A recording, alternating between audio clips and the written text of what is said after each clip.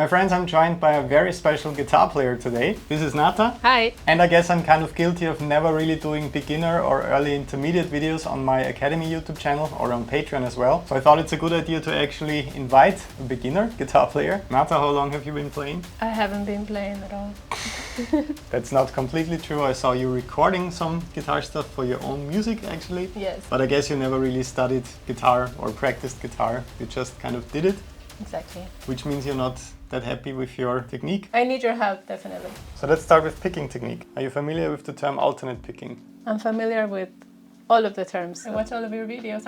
I watch a lot of your videos, so... So you're subscribed to this channel? Of course. In theory, I know a lot, but my hands don't respond so well. So what I'd like to see is if we take the open E string. Yes, now I'd like to see some alternate picking.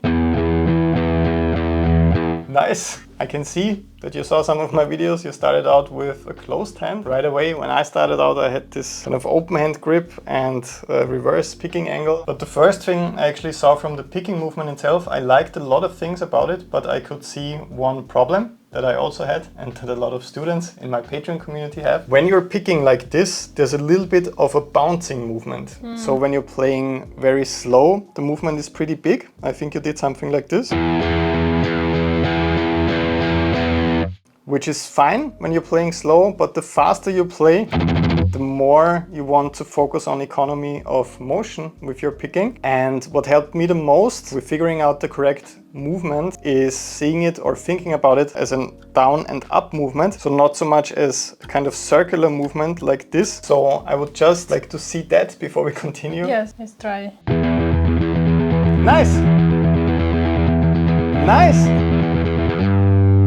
That's really, really good already. That looked much, much better. So when you think of it as down and up, not only with the picking direction, but also with the way the pick moves, so avoiding any kind of bouncing circular movement like this, I think it's much easier to build speed and control. So in case you're just starting out with all of this, I really recommend not diving into complex scale or arpeggio exercises with your picking technique. Just work with the open low E string. Place your palm on the bridge. That's also something you do. You don't play like this, where the picking hand is kind of floating above the bridge. You have the connection with the bridge and you just move your wrist like this. So as a relatively simple beginner exercise, you could do something like this with the open low E string, alternating between 8th notes and 16th notes or 8th notes and 8th note triplets. A good alternate picking movement when you start out with all of that stuff.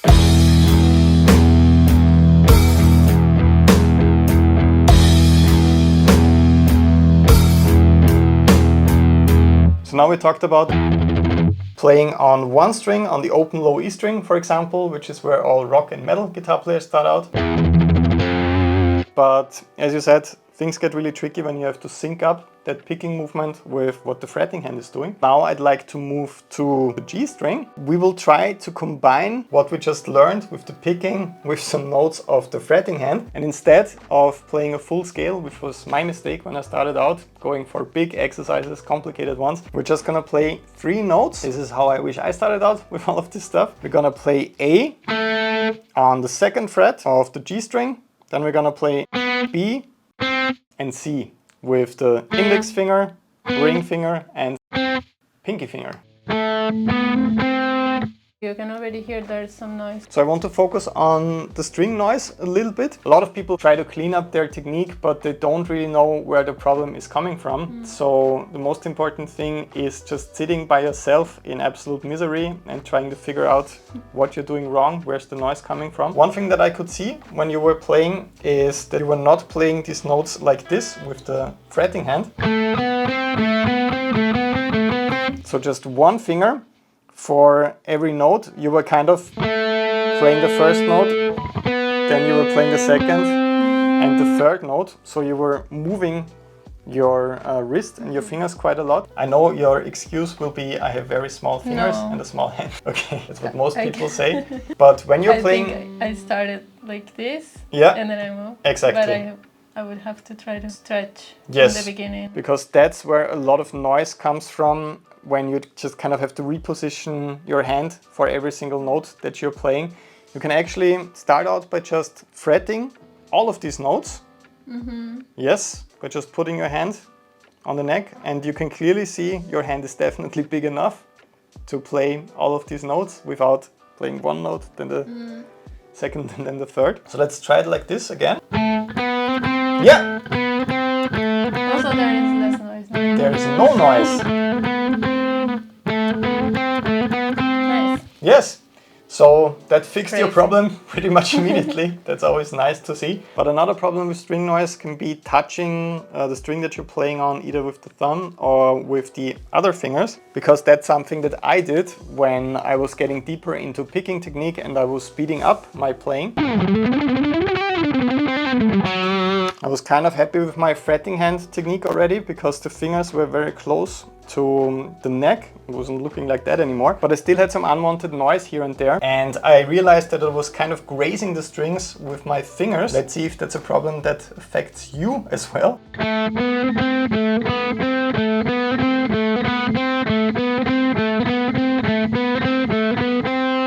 Okay, so when you're playing, I can see that your fingers are not touching the string. That's pretty great, but your pick is also sticking out quite a lot like this when you're playing. Okay. That can also be bad if you have a lot of the pick sticking out, because you might touch the surrounding strings with all of that unused area of the pick. So try to only work with the tip.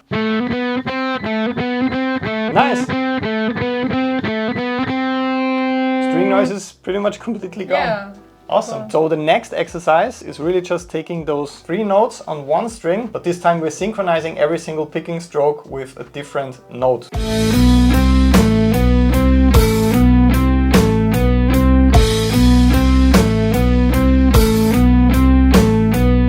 My friend, if you're interested in learning more about picking technique, I actually have some full 30-day guitar courses on my Patreon page. All Patreon members have access to those courses. I have a 30-day alternate picking masterclass on there, a 30-day hand synchronization training course, and of course also other course packages on legato, on tapping, on sweep picking, pretty much any guitar technique imaginable. And the courses are pretty cool, right? They're amazing.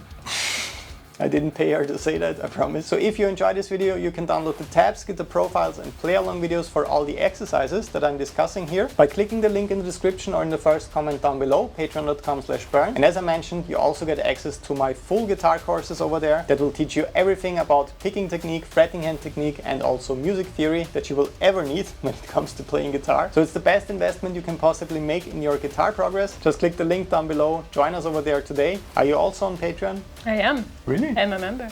Wow, I didn't know that. Now it's time for the next big challenge. Can you guess what it is? Playing on different strings? Yes, exactly. So we're gonna play the same 3 notes, but we will add one more note on the B string. Let's add D on the 3rd fret on the B string. Can you try this? There we have the problem already. That's why we have to talk about this. See, there is a lot of noise already happening again here. One thing that I could hear right away, I think this is the biggest problem when people start out with this. You could clearly hear a pull-off after the last note on the lower string before you played the first note on the higher string. So it sounded a bit like... You could really hear that open string in there. So what's really difficult here is that you want to keep the same approach. Your fingers should kind of stay in the same position. I could see you using your fingers like this again a little bit. Let's try playing like this with very minimized finger movements so that you don't get that unwanted pull-off. Almost. It's getting better, but I can see another small problem right here. You were touching the string with your pinky finger with this area of your finger right here, and you always, for perfect technique, you always want to touch the string with the area of your finger that's actually very close to the fingernail right here, like this. So always curling the fingers. Nice, okay. This sounded much better already.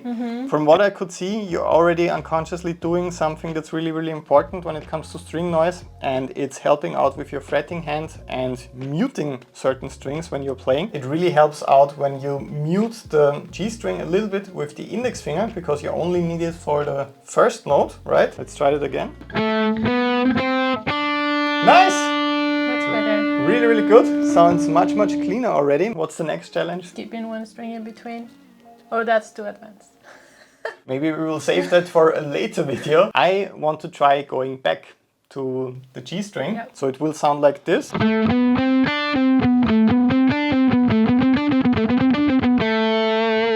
Let's see if you can do that. That's great! The only thing that I can criticize right here is that you could clearly see the biggest problem that most rock and metal guitar players have with their fretting hand technique. As soon as things get faster or a bit more complicated, you're lifting your pinky finger quite a lot. So when you're playing, it looks like a little bit like this. And getting rid of this bad habit is extremely hard. When you're playing at this tempo, it's not that bad, but as soon as you want to speed it up, it won't really be possible anymore. That's not that great. I want you to play it really slowly, painfully slow. Yeah, it's getting better. So it's hard. It's very, very hard. But this is something I wish I worked on 20 years ago, right when I started out. But when you train your fingers to stay close to the neck, it makes a pretty big difference. So for this next exercise, you will work on this as well. Try to transition from the G string to the B string and avoid any unwanted string noise when it comes to that. Don't move around your wrist too much on the fretboard and give this a try.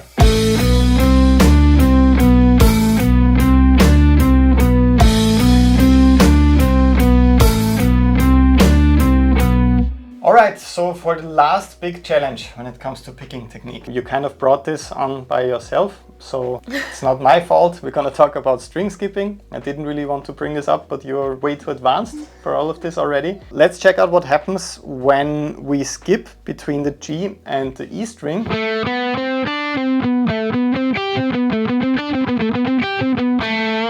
So it's the same concept, but for the next repetition, you're gonna play on the high E string. So you will play G.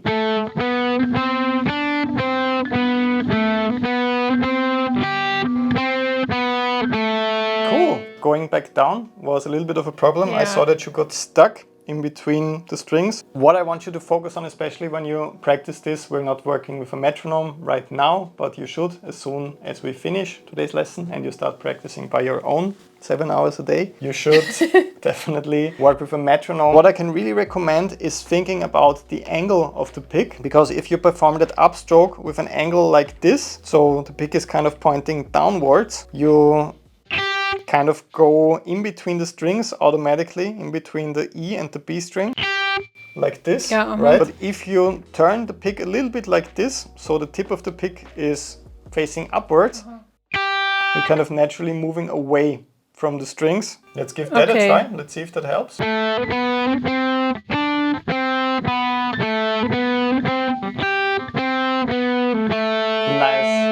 I could clearly see that you were thinking about every single picking stroke that goes away. When you performed that upstroke, you were definitely not stuck in between the strings because you were working with this kind of picking angle, and that brought you into the perfect position for the downstroke on the G string again. So when you work on this next exercise, think about the angle of the pick a little bit and try to avoid getting stuck between the strings. This is gonna be your last exercise for today.